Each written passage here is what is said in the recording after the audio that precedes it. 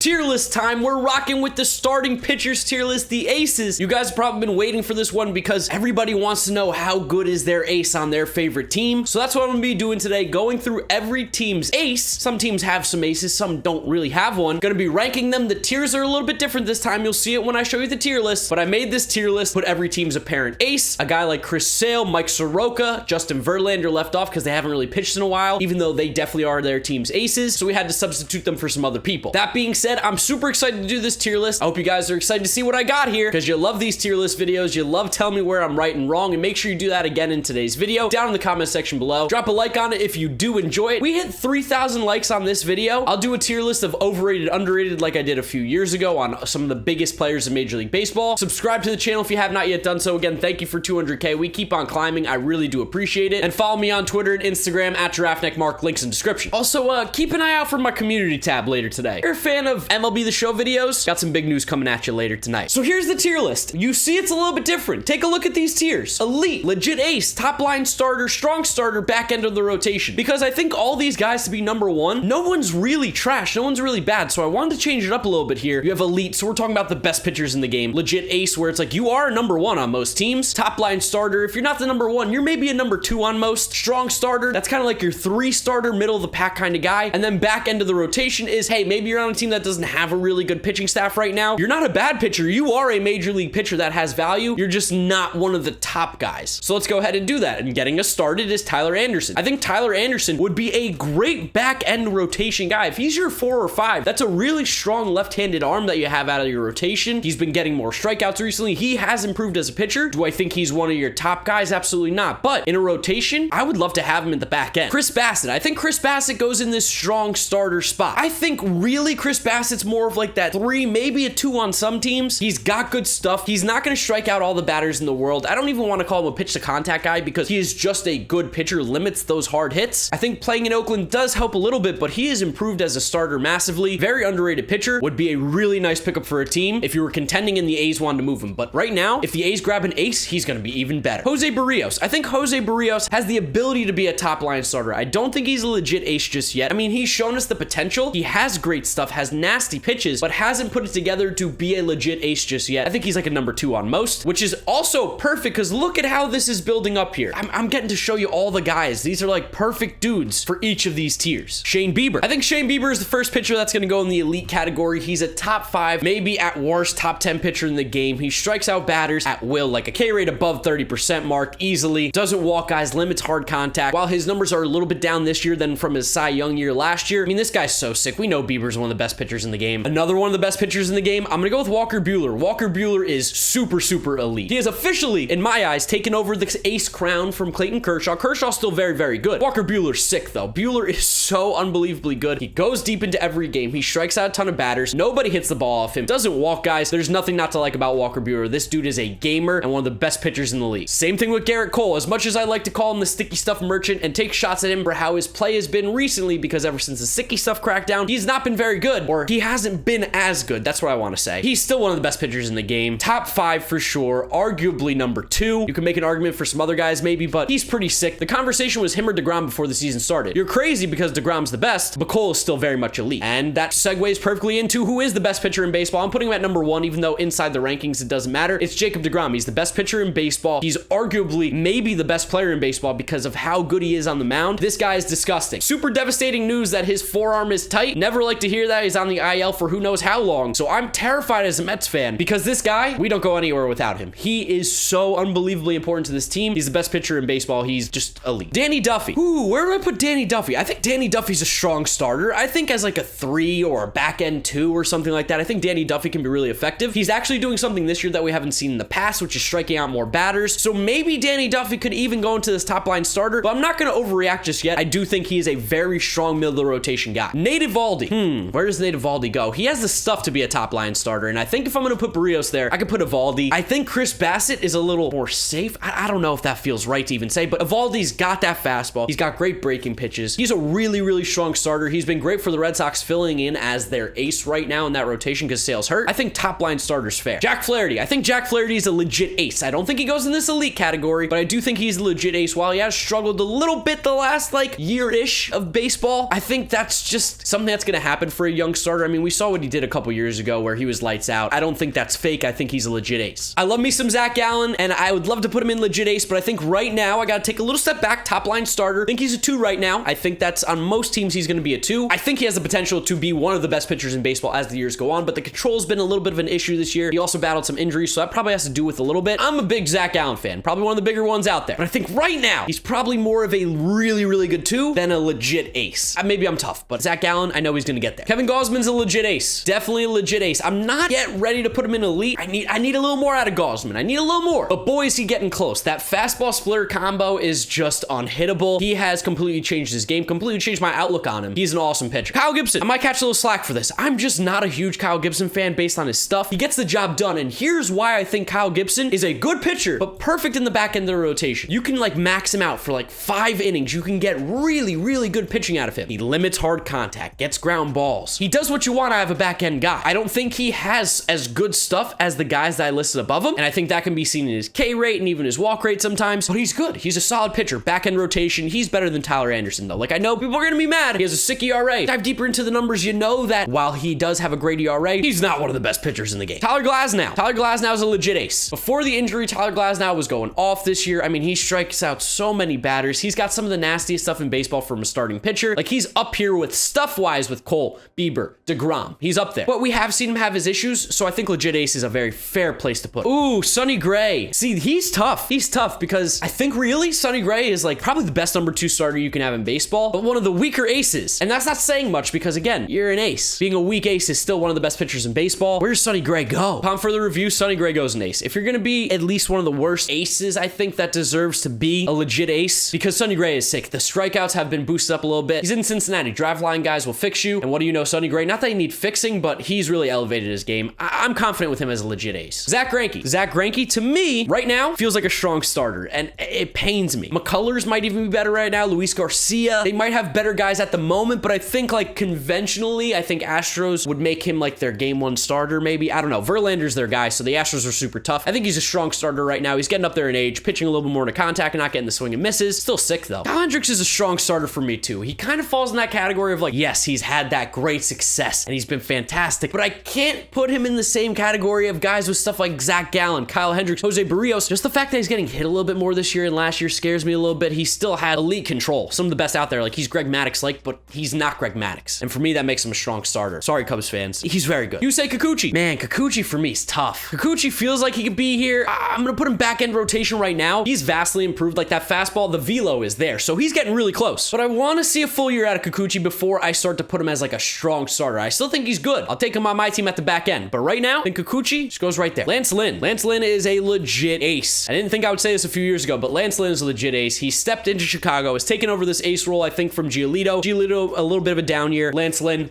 skyrocketing to the top. He eats innings, pounds the strike zone, does everything you want. He's one of the better pitchers in the American League. I don't put him in elite because I don't think he has that elite stuff. He's still like very much a fastball pitcher, but he's very, very good. He's an ace. German Marquez. I think German Marquez is a strong starter. I think he unfortunately plays in Colorado, so his numbers get a little inflated. People don't really get to appreciate how good he is, but it feels like every time I see him play the Mets or a team outside of Coors, he's dicing people up. So I think German Marquez is a really good, strong starter. You're a team who's contending this year, circle German Marquez. He can help you out big time, lengthen that rotation a lot. John Means. I think John Means is a top line starter. I don't think he's an ace, but I think he's a damn good number 2, maybe even one of the best number 3s on a conventional team with like a strong rotation. With the Orioles, obviously he's an ace. He's really improved this year. Now, granted, we haven't seen him pitch in a little bit because he's been hurt, and there were some accusations of the sticky stuff. We've seen those videos, but I think John Means is very, very good through the no-hitter. Like, he's not a fluke. He's a good starter. We've seen him be good before. He's just gotten better now. Casey Mize. I think Casey Mize right now, I think he goes into this strong starter category. I don't think he's a legit ace just yet. I think we're watching him mature. He has improved massively from the pitcher that we saw last year, and I think at some point he's probably going to realistically end up in this top line starter stuff just because I don't think he has the swing and miss capabilities like some of these top guys up here. But that fastball splitter, again, that's something that can be devastating. Take notes from Kevin Gausman. If you can start to be like him, you're bumping up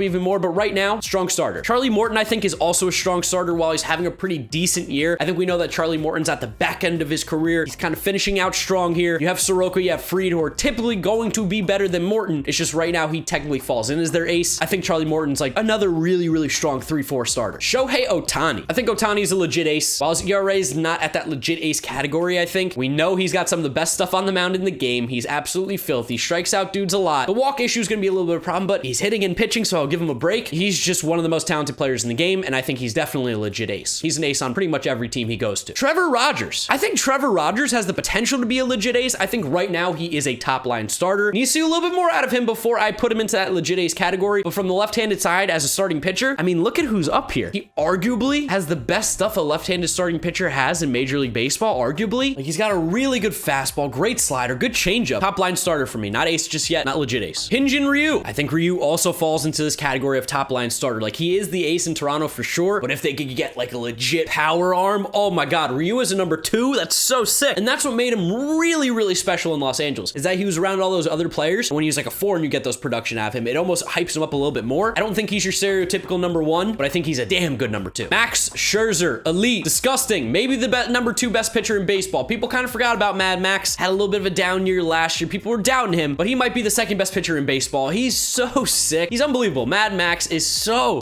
good. Has to keep getting better. It's going to be the most coveted trade piece at the deadline. I'd love for the Mets to trade for him, especially if deGrom's going to be hurt. Let's go get Scherzer. But I think pretty much every playoff team's going to want to trade for him. The trade market's going to be crazy and for good reason. He's disgusting. Zack Wheeler. I'm ready to make this claim. Zack Wheeler's elite. When the Phillies signed him, people were saying they overpaid. They're idiots. What are they doing? I was one of the few that said, way to go, Philadelphia. And I hate the Phillies. I want nothing to do with them. But Zack Wheeler, you could see, was an ace in the making. What he was doing with the Mets, just a few tweaks here and there. He was healthy, which has always been an issue with him. A few tweaks in the health, he's an ace. I called him Garrett Cole light. He's in the same category as Garrett Cole right now, and the Phillies are paying him $24 million a year. Absolute steal on the free agent market. Zack Wheeler's disgusting. Doesn't give up hits, strikes out batters, doesn't walk anybody, doesn't give up home runs. He's elite. He is elite. I'm willing to make that jump. And then I'm sure you're gonna have Giants fans say, and White Sox fans, well, how is Wheeler better than Gosman and Lance Lynn? They're so incredibly close. I'm just putting Wheeler at elite. I think he's that good. Brandon Woodruff. Brandon Woodruff also goes in elite. Absolutely disgusting. Brandon Woodruff is so sick. This again is like a top 5 pitcher in the game. Arguably could be as high as number 2. The stuff he's doing in Milwaukee is unbelievable. They have that like crazy 3-headed monster over there with Peralta, Woodruff, and Burns. I can't even believe how good he is. He's so sick. Big, strong dude. He's daunting on the mound, throws gas, just disgusting, strikeouts, doesn't give up hits. He's so good. Then you've got you, Darvish. Ooh, where does you, Darvish, go? He's right on this borderline here. Where do I put you? You's so good. He's so sick. Is he elite? I think he goes in legit ace. Oh, that feels wrong. That feels wrong. Elite, legit ace, elite. I'm gonna put him in elite. I think that's where he belongs. K rate above 30% pretty consistently. Doesn't walk anybody. Has like 10 pitches that he can throw. Really, really good. You's elite. I think he's like literally the line between elite and legit ace. But I think it would be foolish of me to not put him in elite. He really is so good. He's so good. And he's also just like, he's a smart pitcher. And when I'm looking at this tier list to me feels perfect. Now I know you guys aren't gonna agree with me, and I'm pretty sure Giants fans are gonna be mad that I didn't put Kevin Gausman at elite, but I just called him a legit ace. Look at him. He's like one of the 10, 15 best pitchers in the game. When you're talking about aces, that's so good. And this tier list feels so perfect to me. It really does. I'd love to know what you guys think down in the comment section below. Drop a like on the video if you did enjoy it. 3,000 likes. I said I'll do overrated, underrated tier list. Some of the best players in Major League Baseball. Subscribe to the channel if you have not yet done so. Really does help show support. And follow me on Twitter and Instagram at GiraffeNeckMarc. Links in the description. Thank you guys so much for watching today's video. You know the drill from here on out. YouTube recommends you watch this video. This is my most recent upload. Click through those if you have not yet seen them. Thank you guys for watching, and I'll see you tomorrow for another video. Draft content, I swear. Bye!